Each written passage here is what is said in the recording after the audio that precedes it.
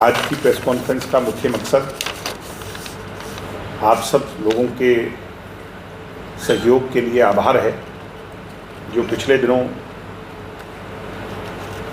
दिल्ली के अंदर जंतर मंतर पर छात्र संघर्ष कर रहे थे और उसके सहयोग में सिरसा के टाउन पार्क में आप सबके सहयोग के साथ एक मूवमेंट को खड़ा किया गया और इस बात की चर्चा दिल्ली के जंतर मंतर पर भी हुई कि दिल्ली के जंतर मंतर के बाद अगर कहीं पर धरना लगा है, स्थायी तौर पर आवाज़ उठी है, तो वो सिरसा से उठी है, चौधरी देवीलाल जी की धरती से उठी है। ये हमारे लिए बहुत गर्व का विषय था। कॉकरोच जनता पार्टी के लोगों ने इसके लिए मंच से आप लोगों को बधाई दी और मीडिया के लोगों को भी विशेष तौर पर बधाई दी कि वो आवाज़ दिल्ली तक पहुंची, क्योंकि आप नहीं होते तो सिरसा में तो शायद लोगों को पता चल जाता, मगर बाहर के लोगों को इस बात का इल्म होना कि सिरसा से भी ऐसी गूंज उठी है और सिरसा के लोग कितने जागरूक हैं।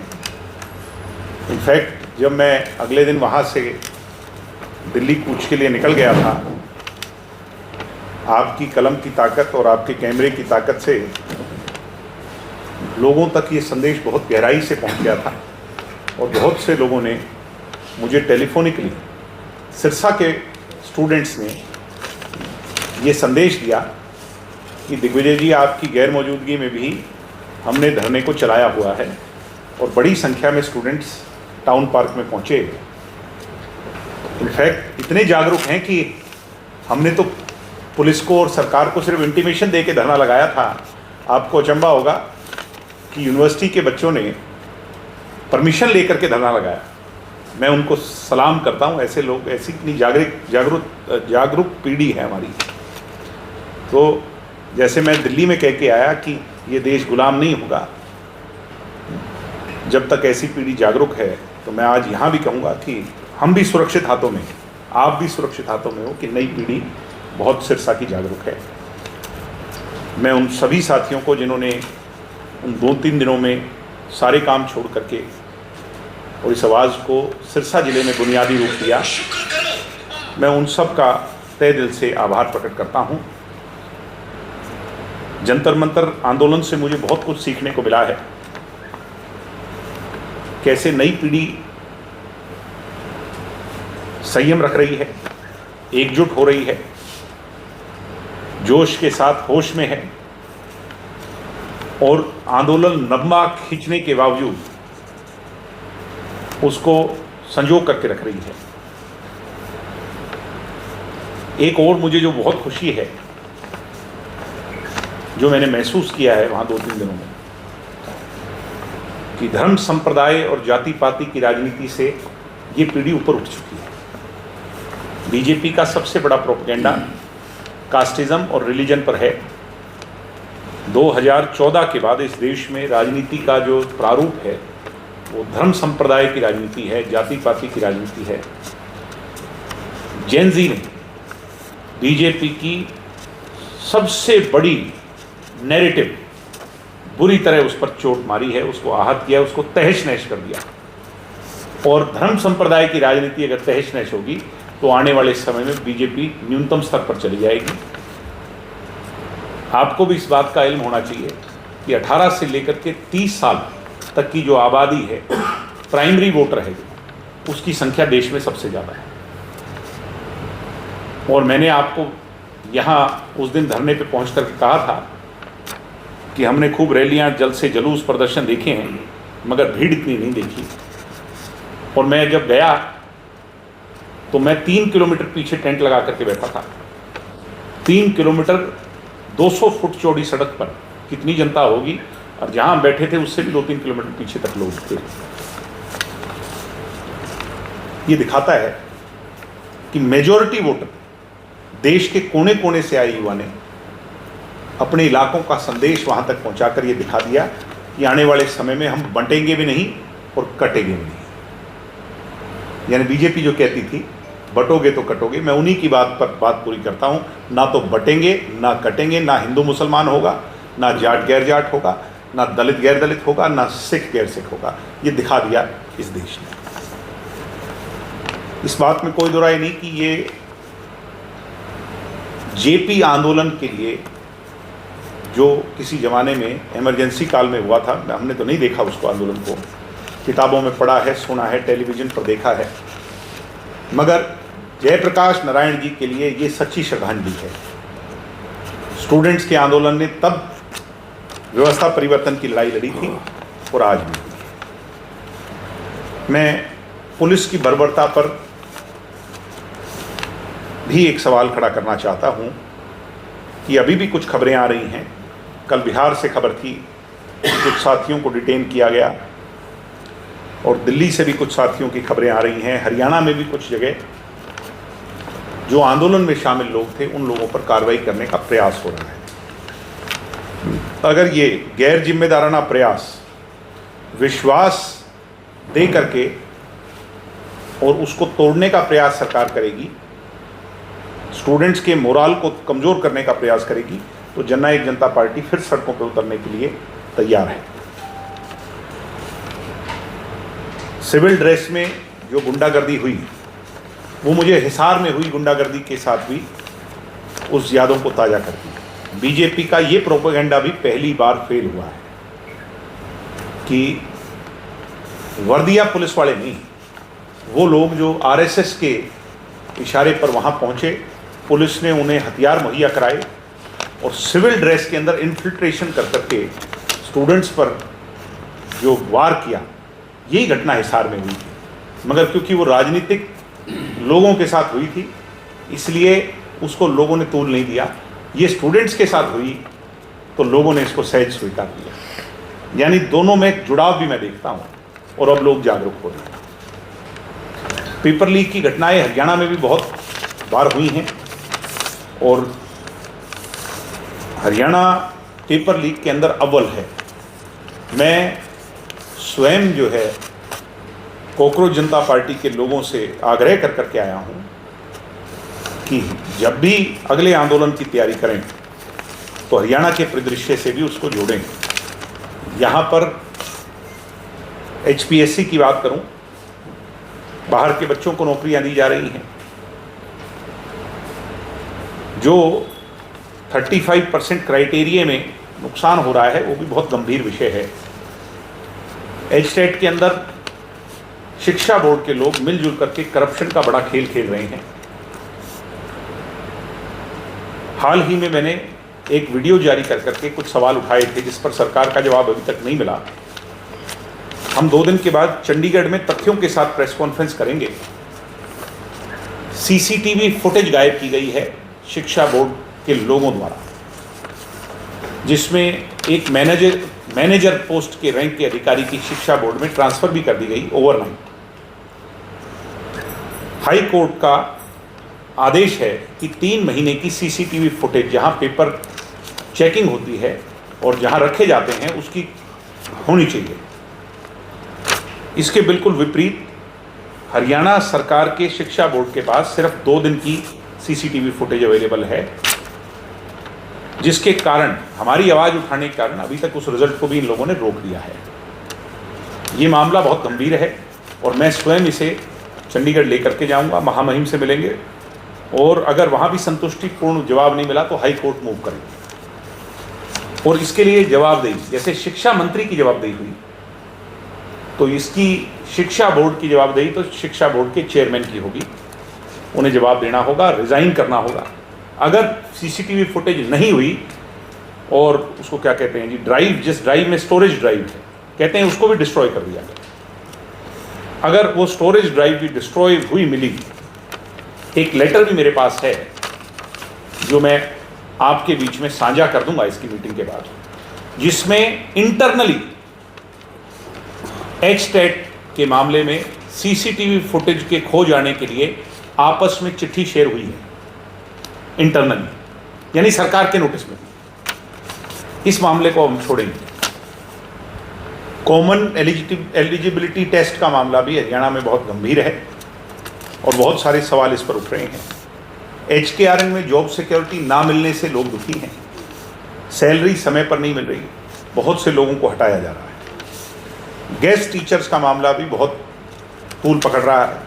सरकार ने बार बार वादे के बाद वादा खिलाफी की। कुछ लोगों को ऐसा प्रतीत हो रहा था कि मोदी जी आएंगे तो गेस्ट टीचर्स को पक्का करने का वादा देकर के जाएंगे।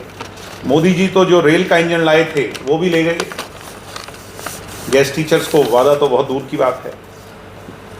यूनिवर्सिटीज़ का जो भगवाकरण किया जा रहा है वो भी हमें सहन नहीं होगा। हमारे और आपके पुरखों ने हरियाणा में जो यूनिवर्सिटियां बनाई हैं उनके खून पसीने से सींच करके बनाई हैं, उसमें भगवाकरण नहीं होने देंगे। भगवाकरण का मतलब इनको सेंटर ऑफ आरएसएस रिसर्च बना दिया गया है।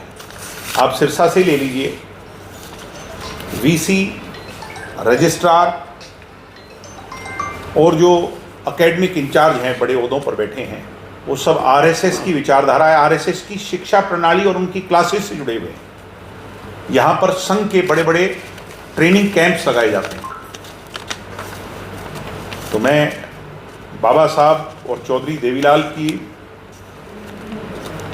सोच के प्रदेश में ऐसा होता हुआ देखना मेरे लिए और मेरी पीढ़ी के लिए सहन से परे है, और इसके लिए भी हम भविष्य में लड़ाई लड़ेंगे।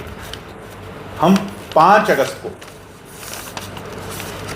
इनसो के स्थापना दिवस के तौर पर जो 23वां स्थापना दिवस हम मनाएंगे, 2003 में डॉक्टर साहब ने स्थापना की थी, 2026 में जब 23वां स्थापना दिवस हम मनाने के लिए जाएंगे, 23वां हुआ, 24वां माफी चाहूँगा, 24वां स्थापना दिवस हम छात्र विजय दिवस के तौर पर मनाएंगे।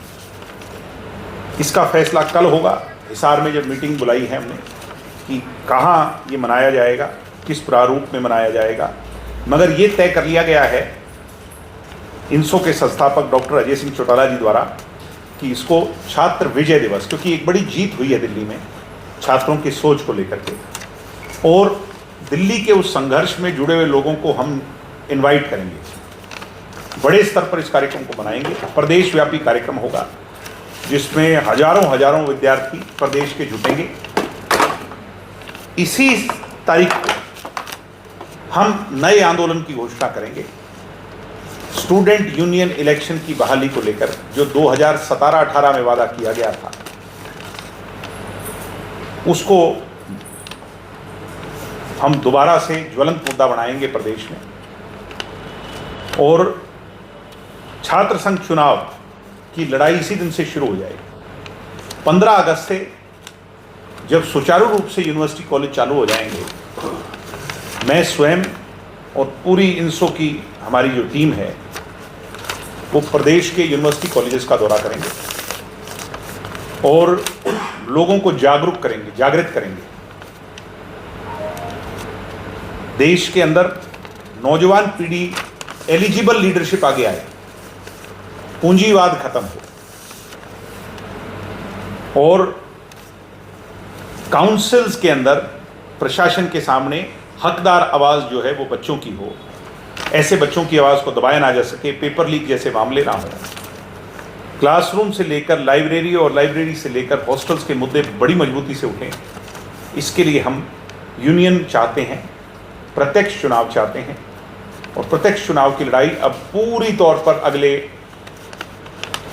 30 दिन में, यानी 15 अगस्त के बाद 30 दिन के अंदर लड़ी भी जाएगी।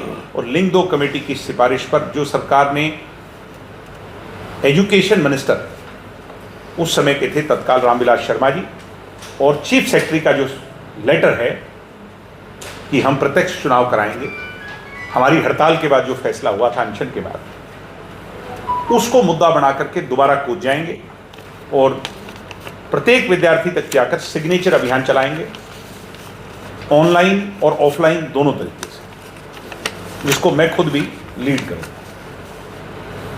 माननीय उच्चतम न्यायालय सुप्रीम कोर्ट की आज जो बयान आया है वो संतोषजनक है कि देश में पीसफुल प्रोटेस्ट करने का अधिकार होना चाहिए, और पुलिस की प्रताड़ना पर भी बड़े सवाल सुप्रीम कोर्ट ने खड़े किए।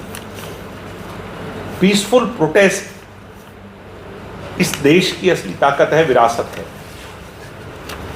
जंग आज़ादी में लड़ने वाले हजारों आज़ाद सैनिक जो थे इस देश के, फ्रीडम फाइटर्स को सबसे बड़ी श्रद्धांजलि है कि इस देश में जुल्म के खिलाफ आवाज उठती रहनी चाहिए।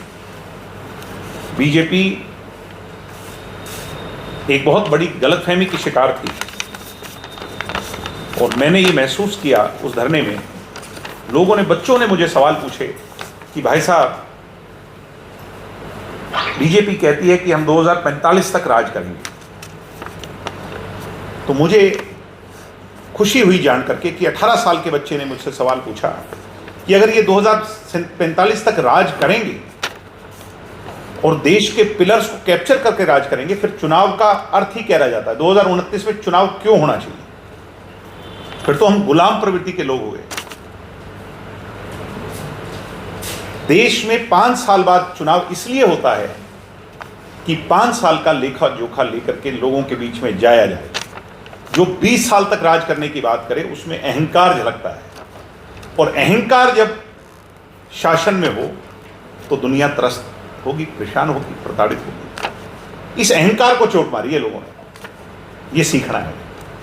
तो मैं अपनी बात को कंक्लूड करते हुए, जो बिहार में हमारे साथियों पर इस आंदोलन में AK-47 से गोलियां चली, सोचना चाहिए। काउंटर टेररिज्म में इस्तेमाल होने वाले सोफिस्टिकेटेड वेपन AK-47 की गोलियां अगर छात्रों को लगी हैं तो अभी भी इनको समझ जाना चाहिए, गरूर अच्छा नहीं है। हरियाणा में बड़े मुद्दे हैं, उन पर मनोहर लाल, अपने नाम तो ठीक निकला क्योंकि असली सीएम तो वही है, मगर वो नायब सिंह सैनी जी को जवाब देना होगा। जवाबदेही के लिए अब हमें, हमारे से अगली पीढ़ी ने, वो कहते हैं ना कि जैसे ऐसा काम करके दिखाया कि हमारे में भी नई जान डाल दी। हम तो ये, अब आजकल के बच्चे कहते हैं हमें तो पता भी नहीं था क्या है, मगर वो कहते हैं तुम मिलेनियल्स थे जो उस समय पैदा हुए और उससे पहले कुछ और होते थे। तो अब जो जेनजी है उसने मिलेनियल्स को ये बता दिया कि अपने हक की लड़ाई कैसे लड़ी जाती है। तो इसलिए हम सीख करके आए हैं, अपनी नई पीढ़ी से सीख करके आए हैं और ज़्यादा जोश में, और आने वाले समय में बीजेपी की राह आसान नहीं होगी, अन्यथा इन सभी मुद्दों पर वो लोगों की मददगार साबित हो, अन्यथा उनके लिए मुश्किल बढ़ेगी।